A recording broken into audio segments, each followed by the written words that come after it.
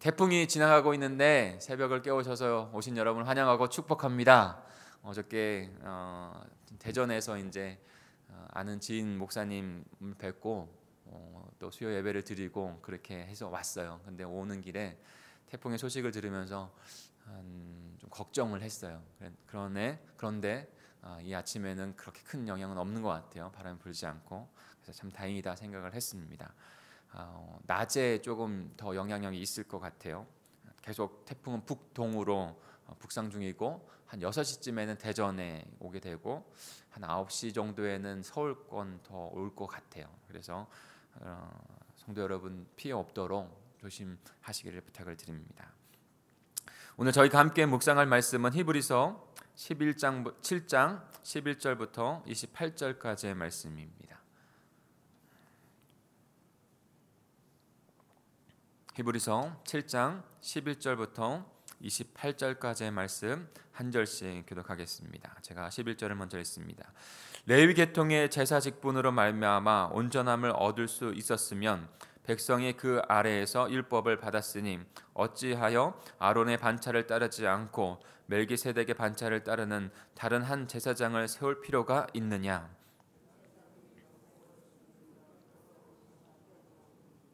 이것은 한 사람도 제단 일을 받들지 않는 다른 지파에 속한 자를 가리켜 말한 것이라.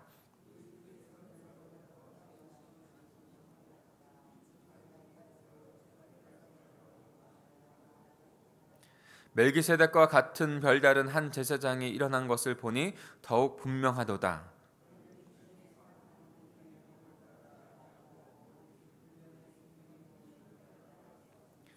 증언하기를 내가 영원히 멜기세덱의 반차를 따르는 제사장이라 하였도다. 율법은 아무것도 온전하게 못할지라 이에 더 좋은 소망이 생기니 이것으로 우리가 하나님께 가까이 가느니라.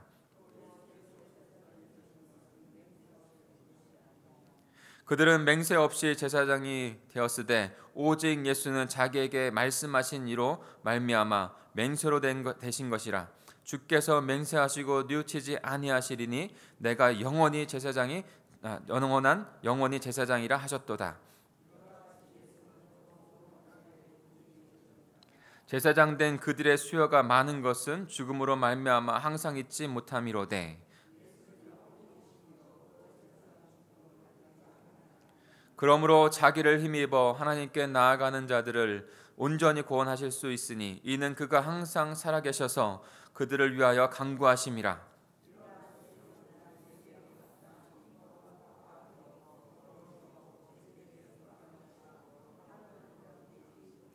그는 저 대제사장이 먼저 자기 죄를 위하여 다음에 백성의 죄를 위하여 날마다 제사 드리는 것과 같이 할 필요가 없으니 이는 그가 단번에 자기를 들여 이루었습니다.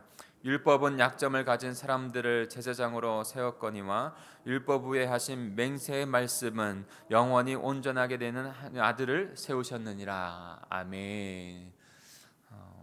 좀 전에도 제가 잠깐 뉴스 한 클립을 좀 태풍 소식을 듣기 위해서 클립을 듣고 왔습니다.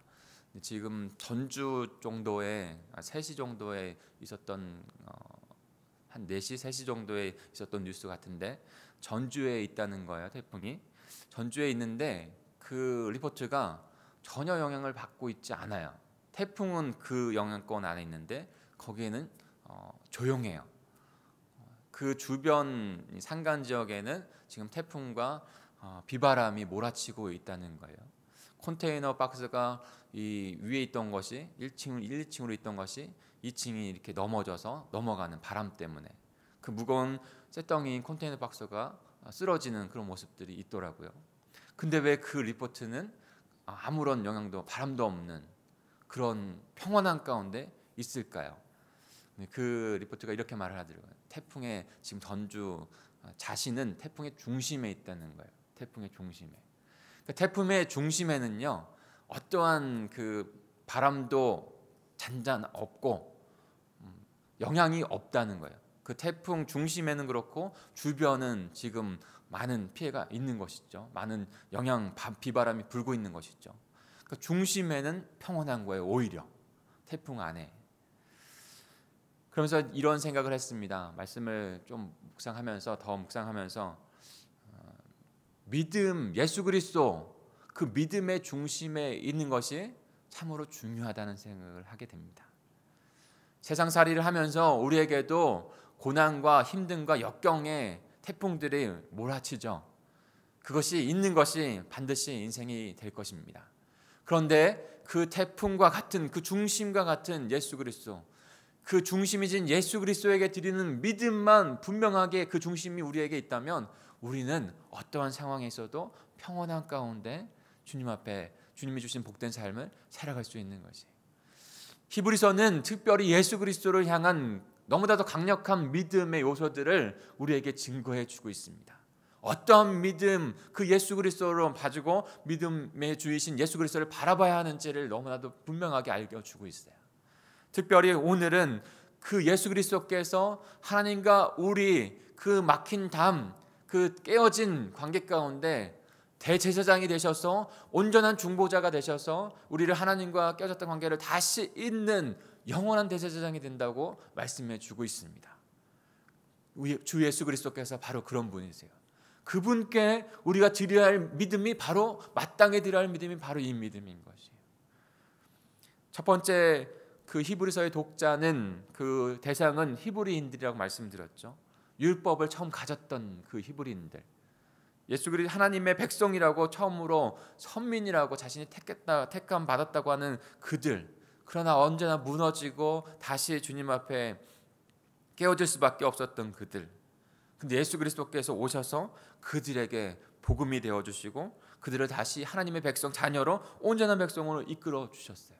근데 그들에게 어려움과 힘듦, 역경들이 나타났을 때 손쉬운, 너무나도 복이 지금 눈에 보이는 그 예수 그리스도 믿음을 갖는 것이 아니라 눈에 보이지 않는 예수 그리스도를 봐야 되는데 보이는 그 율법, 그 눈에 보이는 것을 찾아 다시 돌아가려고 하는 그들에게 복음에 대해서, 예수 그리스도에 대해서 다시 그분만이 우리의 대제사장이 되어 주시는 분이라고 히브리서는 오늘도 우리에게 전해주고 있습니다.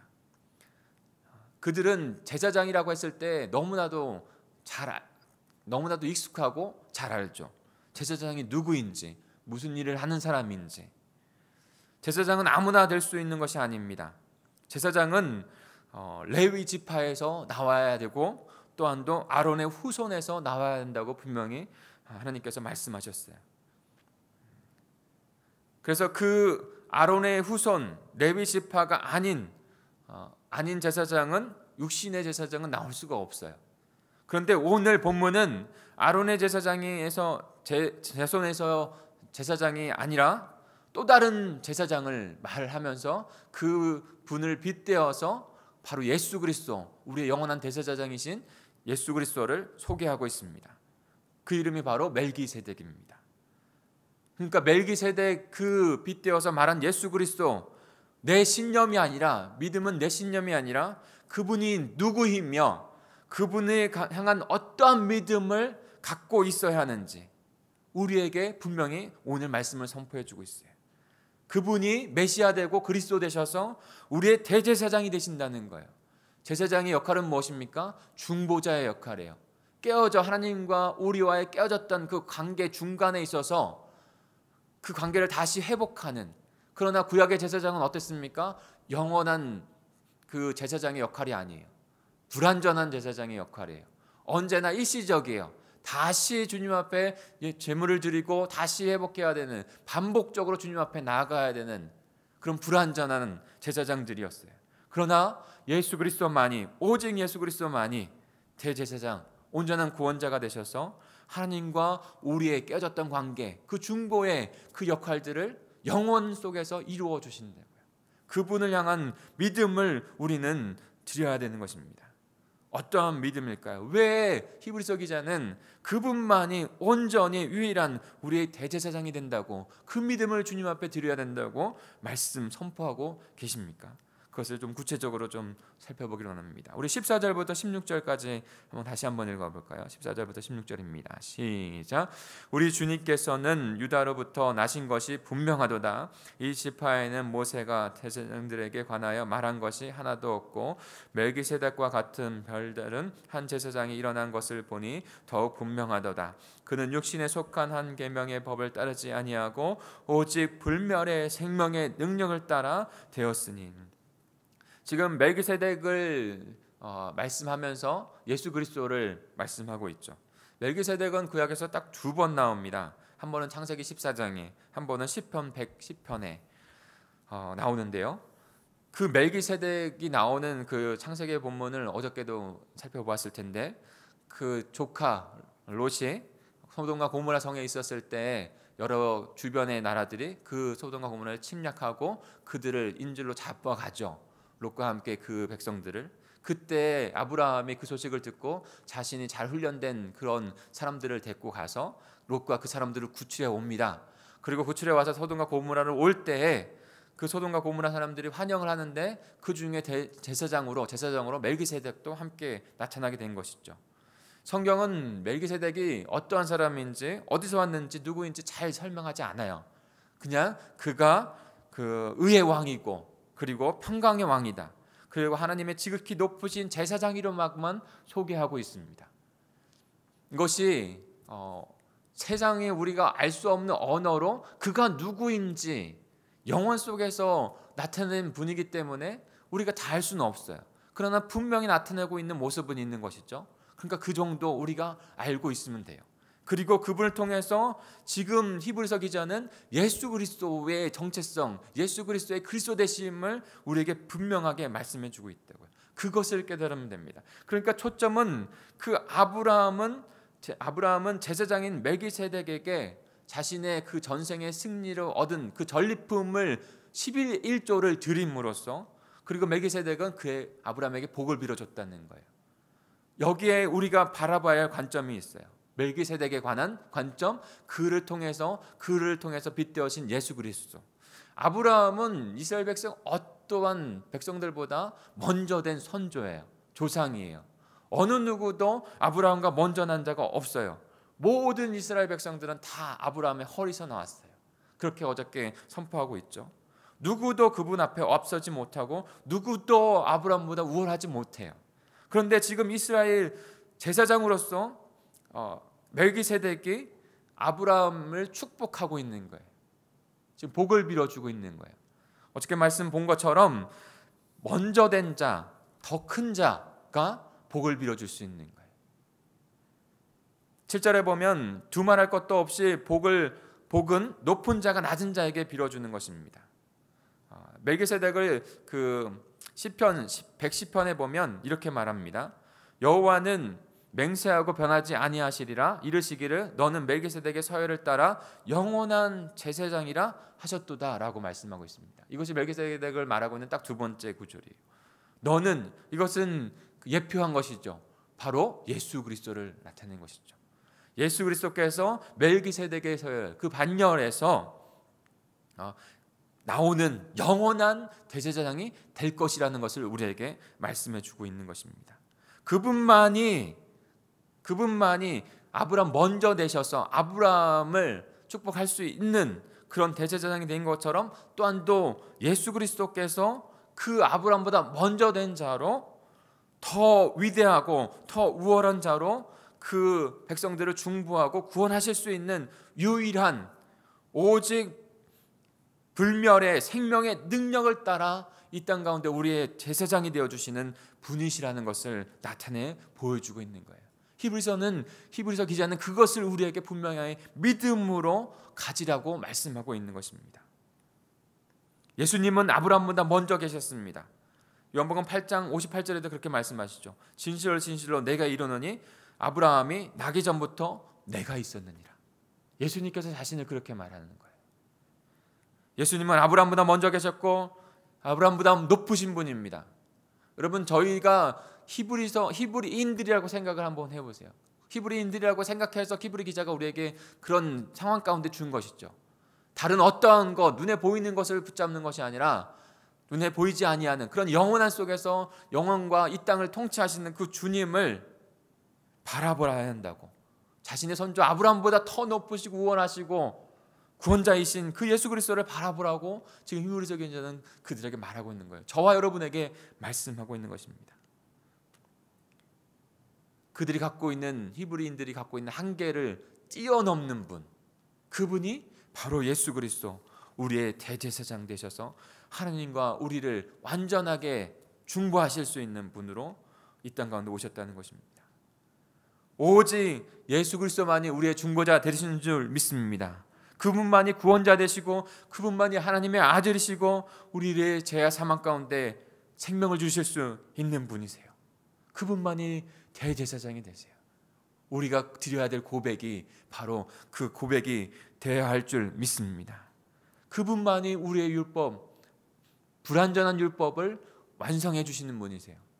우리 17절부터 천천히 좀 본문을 더 많이 묵상하는 것이 중요합니다. 17절부터 22절까지 한번 천천히 읽어볼까요? 거기에서 율법을 보기를 원하지만, 그들은 손에 잡는 율법을 보기는 원하지만, 율법은 죄를 깨닫는 것만, 불완전한 것이에요. 죄를 깨닫게 하는 것만 있어요. 그리고 하나님을 바라보게 하는. 근데 이것으로 더 좋은 것으로 우리에게 깨닫게 해주시는 것이 있다는 것이죠. 하나님께 가까이 가게 하는 것, 그것이 바로 복음이고 예수 그리스도인 거예요. 우리 같이 17절부터 22절까지 같이 읽겠습니다. 시작. 증언하기를 내가 영원히 멜기세덱의 반차를 따르는 제사장이라 하였도다. 전에 있던 계명은 연약하고 무익함으로 패하고 율법은 아무것도 온전하게 못할지라. 이에 더 좋은 소망이 생기니 이것으로 우리가 하나님께 가까이 가느니라. 또 예수께서 제사장이 되신 것은 맹세 없이 된 것이 아니니 그들은 맹세 없이 제사장이 되었으되 오직 예수는 자기들의 말씀하신 대로 말미암아 맹세로 되신 것이라. 주께서 맹세하시고 뉘우치지 아니하시리니 내가 영원히 제사장이라 하셨도다. 지금 예수 그리스도께서 어떠한 것을 나타내고 있습니까? 율법은요, 죄를 깨닫고 죄인이라는 것을 알게 하는 것이에요. 온전하지 못합니다. 그런데 예수님께서 복음이 되셔서 희생제물이 되시고 또 제사장이 되셔서 단번에 자신의 목숨, 자신의 생명을 십자가에서 다 드리셨어요. 그리고 우리를 그 희생제물로 말미암아 자신이 희생제물이 되셔서 영원한 생명을 주시는 그 생명 가운데 나가도록 주님께서 인도하신 것이죠. 율법으로는 온전히 깨달을 영원한 생명을 얻을 수 없지만 예수 그리스도, 그가 이루어 주신 그 생명의 복음으로 말미암아 우리가 하나님의 백성, 자녀가 된 것이죠.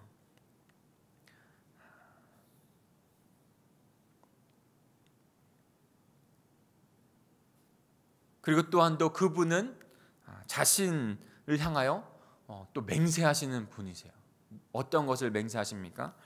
주님의 그 생명의 복음을, 우리를 구원하신다고 하는 것을, 분명히 구원하신다는 것을 맹세하고 그 길을 갔다는 것이죠. 그분은 시건치 아니하시는 분이시고 뉘우친다고 하는 것은 그 돌이키지 않는다는 것이에요. 반드시 그 일들을 이루신다는 것이죠. 그리고 더 좋은 보증이 되셨다고 말씀하셨어요. 결코 이루시는 복음을, 생명을 우리 가운데 이루시는 분, 바로 예수 그리스도밖에 없는 것입니다. 그분이 영원한 중보자로 우리 가운데 서십니다. 이것 또한도 너무나 중요한 것입니다. 영원한 중보 가운데 서신다. 우리 23절부터 25절까지 같이 읽어보겠습니다. 같이 읽습니다. 시작. 제사장 된 그들은 수요가 많은 것은 죽음으로 말미암아 항상 잊지 못함이로되 예수는 영원히 계심으로 그 제사장 직분도 갈라지 아니하니라. 그러므로 자기를 힘입어 예수께서 나아가는 자들을 온전히 구원하실 수 있으니 이는 그가 항상 살아 계셔서 그들을 위하여 간구하심이라. 네. 히브리서 교자는 또 무엇을 우리에게 믿음으로 증거해 주고 있습니까? 제사장이라 구약의 제사장들은 항상 여러 명이 있을 수밖에 없다는 거예요. 왜 그렇습니까? 인간의 육신의 생명은 한계가 있기 때문에 언제나 영혼 가운데 함께 있을 수 없는 거예요. 그래서 한 사람이 죽게 되면 또 다른 사람이 그 일들을 감당해서 그것이 계속 끊어지지 아니하고 하나님 앞에 나아가게 하기 위해서 그런 것이죠. 그러나 그것은 그 말 그대로 불완전한 거예요. 그러나 우리 예수님께서, 하나님의 아들이신 그분께서 온전한 대제사장이 되셔서 영원 속에서 영원히 우리의 그 제사장의 직분을, 우리의 대제사장의 직분을 감당하신다는 것입니다. 예수님의 제사장직은 영원하신 거예요. 그분은 지금부터 영원까지 제사장으로 계시면서 살아계시다는 거예요. 살아계셔서 우리와 함께 하시는 것입니다. 그리고 우리를 중보하시는 거예요. 우리를 영원 가운데 깨어져 있는 것 가운데 다시 분리되어지고 깨어지는 것 가운데 두시는 분이 아니라 영원 속에서 우리를 대변하시고 우리를 하나님의 그 복음으로 하나님 앞에 설 수 있게 하신다는 것이죠. 온전한 중보자, 영원한 중보자가 되시는 분이 바로 예수 그리스도예요. 2000년 전에 사역하셨던 그분, 십자가 부활을 이루셨던 그분 지금도 저와 여러분 가운데 살아계셔서 구원의 역사를 계속적으로 생명 역사를 이루어 가시는 줄 믿습니다. 그분을 우리는 바라보고 그분이 오직 그분만이 영원한 대제사장으로 우리의 구원자 주님이 되신다는 것을 고백해야 합니다. 히브리서 기자는 고난 가운데 있는 히브리인들이 다시 돌아가는 것을 복음으로 격려하고 믿음을 견고하게 세우기 위해서 주었다고 말씀을 드렸죠. 우리에게도 때로는 믿음의 태풍이 닥칠 때가 있습니다. 그때에도 우리가 다시 히브리 기자가 주셨던 이 믿음의 고백들을 주님 앞에 드려야 합니다. 고난 중에도 인내하고 기다릴 가치가 있는 복음이기 때문에. 사랑하는 성도 여러분, 그러니 주 예수 그리스도만이 우리의 구원자이시고 우리의 주님이시라는 것을 고백하무, 오직 영원한 대제사장은 영원 속에서 영원히 살아계셔서 우리를 중보하시고 주님 앞으로, 하나님 앞으로 인도하시는 분은 오직 예수 그리스도 한 분밖에 없다는 것을 고백함으로 살아가시는 저 여러분, 우리 공동체가 되기를 간절히 축복합니다. 우리 같이 기도하겠습니다.